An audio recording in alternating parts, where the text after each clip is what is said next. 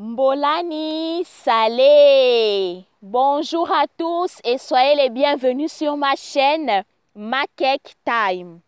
Alors aujourd'hui, je vous reprends dans cette nouvelle vidéo pour vous raconter une histoire vraie vécue cette fois par mon grand-père. Alors comme je l'ai déjà dit dans les autres vidéos, mon grand-père a fait ses études en France, ses études d'ingénierie des postes et télécommunications. Et plus tard, il a poursuivi encore ses études en Allemagne. Mais cette histoire se déroule en France lorsqu'il était dans le campus universitaire avec un de ses colocs. Donc, ce monsieur, il est toujours vivant aujourd'hui. C'était un grand notable de la République. Donc, cette vidéo lui est dédicacée. Et si cette vidéo arrive jusqu'à lui, il se reconnaîtra. Donc, voilà, mon grand-père arrive donc en France. Il s'installe dans le campus universitaire. Et comme colocation de chambre, on va lui donner un jeune homme qu'on va appeler Monsieur David. Alors, David est donc le colocataire de mon grand-père. Ils partagent la même chambre dans le campus. Mais ce qui est très étonnant avec David, c'est que ce dernier n'étudie jamais ses leçons. Lorsqu'il s'agit de partiels, il a toujours la moyenne à ses résultats. Mais le problème, c'est que mon grand-père ne l'avait jamais vu étudier ses leçons. Et il se posait des questions que, mais comment est-ce que David y fait pour avoir toujours la moyenne? Et pourtant, David était toujours en train de faire des activités sportives. Soit il faisait du foot, soit il faisait du basket. Il avait toujours quelque chose à faire. Il était toujours très occupé, tout sauf étudier les leçons. Et puis un jour, mon grand-père, parce qu'il avait envie de se réveiller à ce moment-là, il ne trouvait pas le sommeil. Aux environs de minuit, lorsqu'il se réveille, il surprend donc David en train d'ouvrir son cahier. Et dans son cahier, il y avait un miroir. Alors, mon grand-père ne fait pas de bruit. Il observe toute la scène pour voir ce que David allait faire.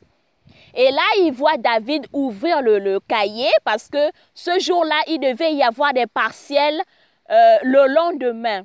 Donc, à minuit, la nuit, David ouvre le cahier et au milieu du cahier, il y a un miroir. Et mon grand-père remarque que David fixe le miroir et lorsqu'il fixe le miroir, tous les sujets de tous les modules, les matières qu'il devait avoir comme partiel, tous les sujets de ces matières-là apparaissent sur le miroir comme par enchantement. Et là, David se met à regarder tous les sujets. Il enregistre, il mémorise tout ce qui va arriver et ensuite, il referme le cahier avec le miroir à l'intérieur. Il le pose sous son lit et là, il se met à dormir. Et là, mon grand-père a trouvé ça de très bizarre. Il a dit, ah bon? Donc, au fond de lui, il se dit, ah bon? Donc, c'est ce que David y fait. Voilà pourquoi moi, je ne l'ai jamais vu étudier les leçons. Donc, son secret, c'est dans ce fameux miroir, en fait.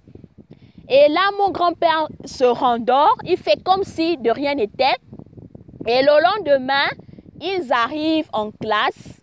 Et là, les sujets sont distribués et il remarque que David est en train de carburer à fond sur les sujets.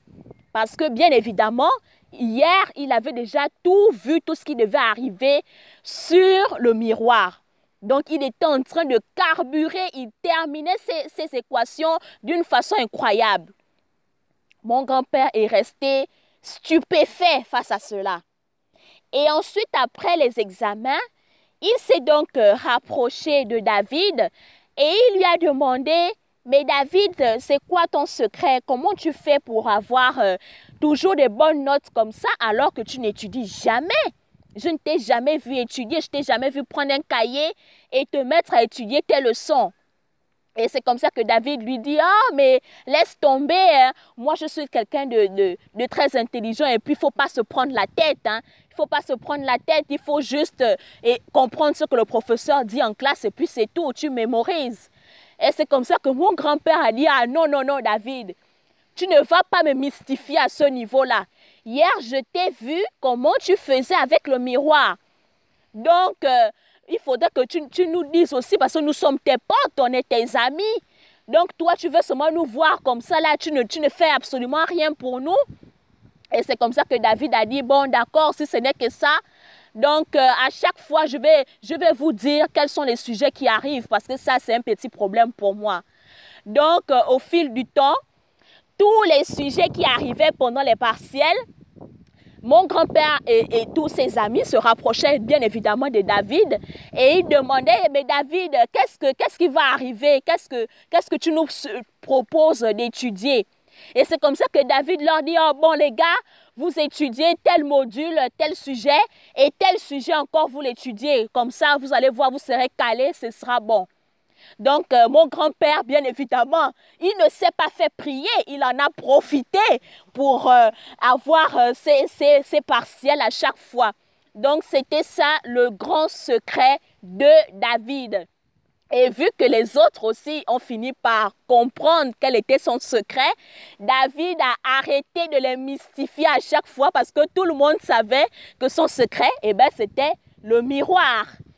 Donc, j'ai voulu vous raconter cette histoire pour vous montrer que à l'époque, à une époque très ancienne, à l'époque de nos parents et de nos grands-parents, eux, ils n'avaient pas besoin de prendre des compléments alimentaires tels que spirulina ou Robotor pour pouvoir booster leur mémoire. Eux, ils avaient des compléments alimentaires spirituels, des compléments alimentaires mystiques. Donc, ce qui fait qu'ils étaient très, très forts à ce niveau-là. On ne pouvait pas les battre. Que ce soit dans le domaine des études, que ce soit dans le domaine de la famille, ils avaient des remèdes à tout. Des remèdes très, très importants. Alors que nous, aujourd'hui, eh bien, les gens vont aller prendre spiruline, ils vont aller prendre Robotor pour booster leur mémoire parce que, justement, ils n'ont pas le secret qu'avaient nos grands-parents et nos aïeux. Donc, c'est très important de revenir aux valeurs traditionnelles pour pouvoir continuer à perpétuer ce genre d'héritage, ce genre de connaissances spirituelles. Donc, voilà, c'était l'histoire du jour. Likez, commentez, abonnez-vous et je vous reprends prochainement dans une autre vidéo. Au revoir.